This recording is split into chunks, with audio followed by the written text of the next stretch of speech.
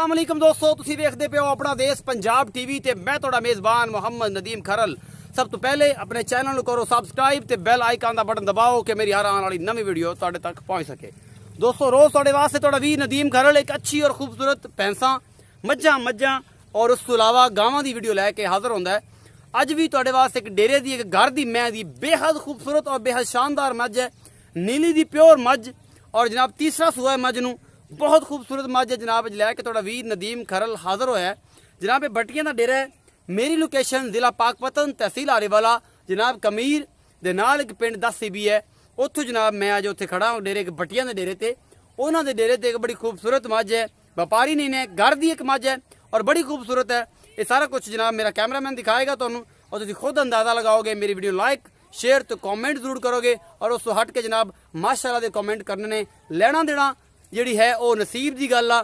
लेकिन क्वालिटी वाली चीज़ां और नीली दे प्योर जानवर अपना देश पंजाब टीवी ते सिर्फ नदीम खरल ही तुहानूं दिखांदा और इंशाअल्लाह दिखांदा रहेगा जब तक जिंदगी च साह रहणगे, जब तक साह टुटणगे नहीं। अपना देश पंजाब टीवी ते बेहतरीन और खूबसूरत जानवर नदीम खरल तुहाडे वास्ते लैके आंदा रहेगा जनाब। बहुत खूबसूरत भैंस है, बहुत खूबसूरत मझ है। मेरा कैमरामैन मैं दा मुंह मत्था और सारा कुछ तुहानूं विखा रहे हैं और इंशाअल्लाह तुहानूं पसंद आएगी। तकरीबन 5 फुट कद है इस मैं दा और जनाब बिल्लियां अखां ने चंगियां मोटियां रख के, सिंह थोड़ा जिहा जाफरी है, मत्था बल्ला है और बड़ी खूबसूरत है भैंस। तुसीं वेखदे पे हो मेरी कैमरे दी नज़र मेरे कैमरामैन दे बिल्कुल कद दी बराबर मैं दे कोल खलो जावां ते इंशाअल्लाह तुहानूं लगेगा कि मैं दा बच्चा है। और नदीम खरल अपना देश पंजाब टीवी ते मझां ही लैके आंदा है, क्योंकि दूसरियां मझां काटू जिहड़ा है समान वो असीं कदे घट ही लैके आए हैं। ए पूरी लोकेशन पुट्ठा तुसीं चेक कर लो, खब्बे दा पुट्ठा है। मेरा कैमरामैन पूरी लोकेशन तुहानूं मझ दी दिखा रहा है। थन चड्डा बड़ा खूबसूरत है, विरलां पूरियां ने, पूरा मरले ते है और पूरियां मुट्ठां दा थन चड्डा है। मेरा कैमरामैन पूरी तसल्ली दे नाल मझ दी लोकेशन तुहानूं विखा रहा है और तुहानूं पसंद भी आवेगी जनाब।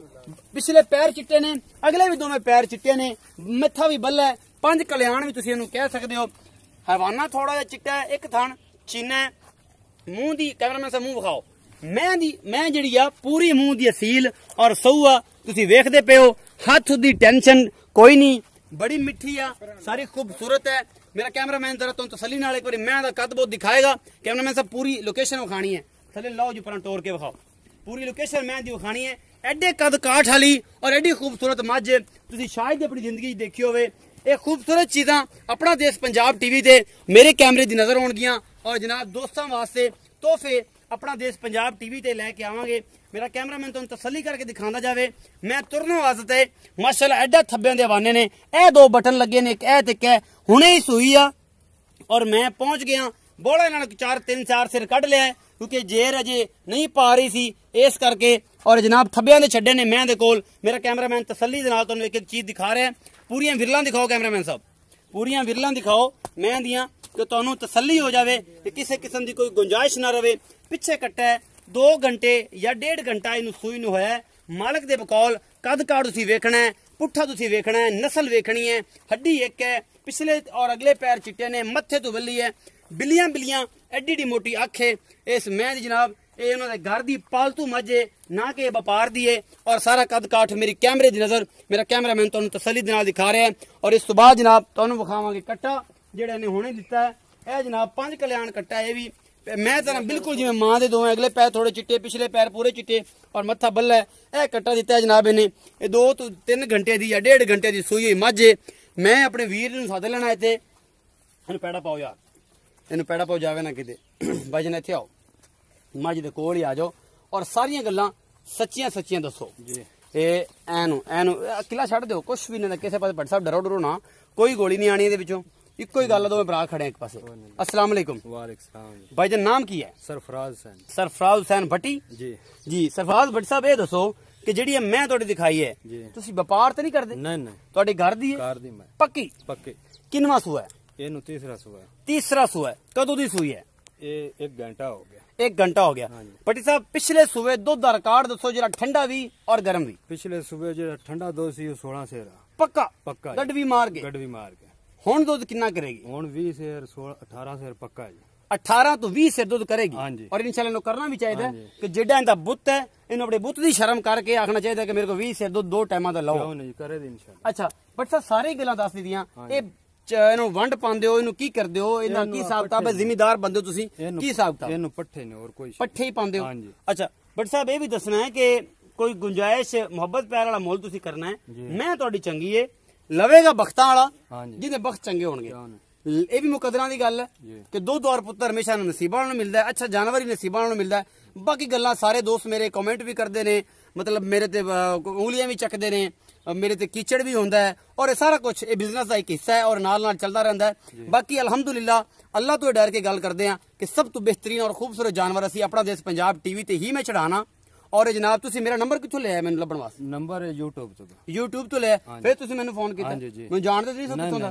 ਇੱਥੇ ਆਇਆ ਨਾ ਬੰਦ ਕਰਕੇ। ਹਾਂਜੀ। ਇਹਨਾਂ ਨੇ ਬੜੀ ਮੁਹੱਬਤ ਦਿੱਤੀ ਹੈ ਜੀ, ਬੜੀ ਇੱਜ਼ਤ ਦਿੱਤੀ ਹੈ ਔਰ ਇਨਸ਼ਾਅੱਲਾ ਇੱਜ਼ਤ ਦਾ ਤਕਾਜ਼ਾ ਇਹ ਹੈ ਕਿ ਅਸੀਂ ਉਹਨਾਂ ਹੀ ਜ਼ੋਰ ਲਾ ਦਿੱਤਾ ਹੈ ਇਹਦੀ ਮੱਝ ਦੇ ਪਿੱਛੇ ਕਿ ਇਨਸ਼ਾਅੱਲਾ ਕਿ ਚੰਗੀ ਹੈ ਔਰ ਹੈ ਵੀ ਚੰਗੀ, ਮਾੜੀ ਵੀ ਨਹੀਂ।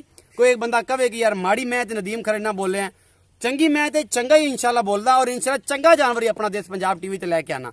ਪੱਟੀ ਸਾਹਿਬ ਸਾਰੀਆਂ ਗੱਲਾਂ ਹੋ ਗਈਆਂ, ਕੋਈ ਥਾਣੇ ਚ ਵਾਧਾ ਘਾਟਾ ਨਾ ਕੋਈ ਕਿਸੇ ਕਿਸਮ ਹਰ ਚੀਜ਼ ਦੀ ਗਾਰੰਟੀ ਤੇਰੀ ਹੈ, ਦੰਦ ਪੂਰੇ ਨੇ, ਦੰਦ ਪੂਰੇ ਪੱਕੀ ਗੱਲ ਹੈ, ਹਰ ਚੀਜ਼। ਹਰ ਸ਼ੈ। ਪੱਟੀ ਸਾਹਿਬ ਇਹ ਦੱਸੋ ਕਿ ਇਹ ਜਿਹੜੀ ਮੈਂ ਦੀ ਨਸਲ ਜ਼ਾਤ ਇੱਕ ਵਾਰੀ ਸਾਰਾ ਕੁਝ ਵਿਖਾ ਦਿੱਤਾ ਸੀ, ਬਰੀਕ ਵੀ ਹੈ, ਰੱਜੀ ਪੁੱਜੀ ਵੀ ਹੋਈ ਹੈ, ਵੱਖੀ ਵੀ ਛੋਟੀ ਹੈ, ਸਾਰਾ ਕੁਝ ਚੰਗੀ ਨਸਲ ਜ਼ਾਤ ਵਾਲੀ ਹੈ।